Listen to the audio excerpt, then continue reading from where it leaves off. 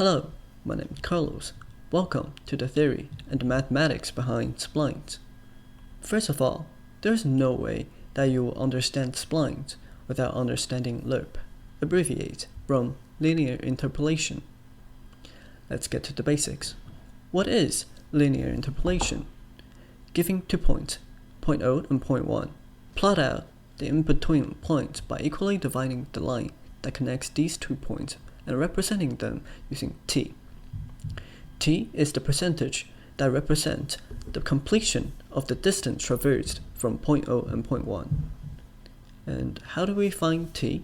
We can use delta time as a constant number that kept adding on top of itself as an example, and calculate the percentage of the in-between points. If there are no in-between points, the percentage will increase based on the delta time passed. If the past delta time equals 1, then t equals 100%, and the loop has reached point 1.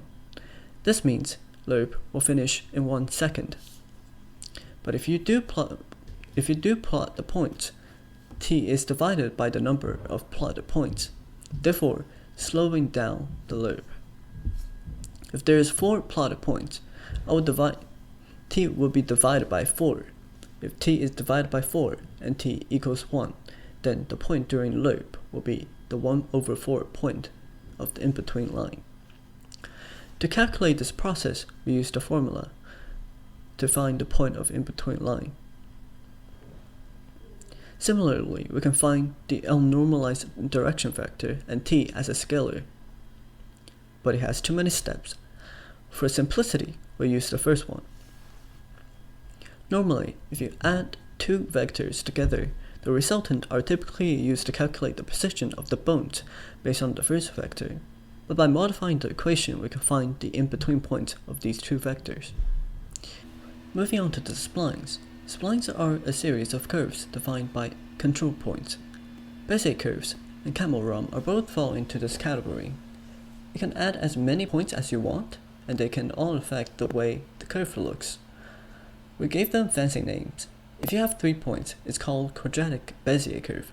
If you have 4 points, it's called cubic Bezier curve. Doesn't really matter what they're called as long as you know how each one of them works. In a quadratic Bezier curve, you have 3 points. To find the curve, you have to find the loop points between 3 of the points. And find loop point using the looped points from the 3 points.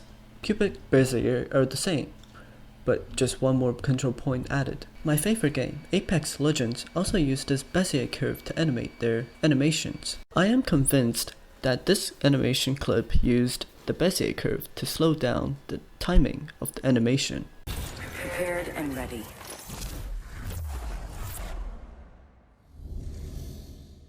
Other than the character selection animation, there is also healing animations.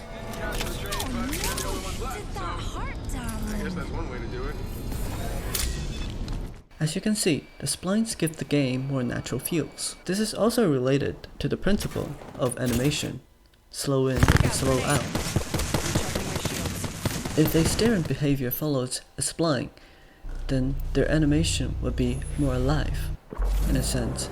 For example, the drop bot from Apex Legends. The weak and the wounded always go first. No judgment.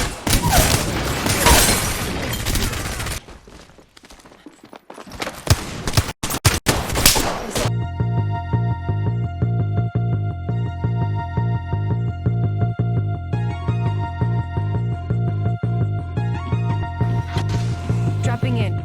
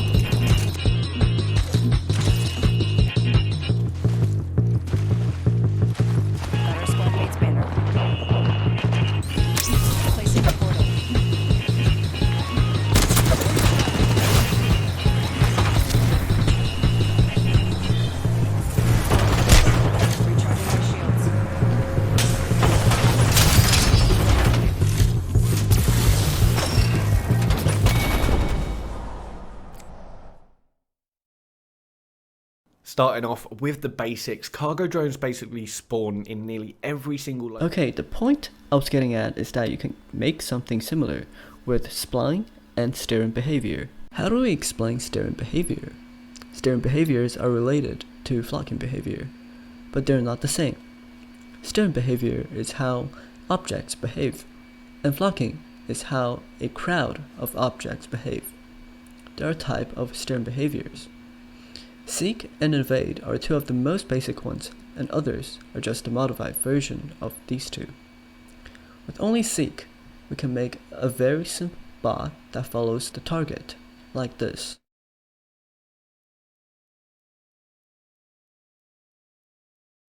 First, it taught me about alignment. It said that you need to add up all the velocity vectors from the other racers within proximity.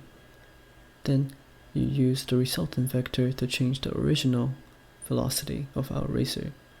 The same goes to cohesion, but instead of velocity, the position is used. For separation, it's used the unnormalized direction vector, flip it, and then they normalize it. If you add them up, and then you add them to the original velocity, supposedly you'll get something like flocking. But for me, I got something a little different.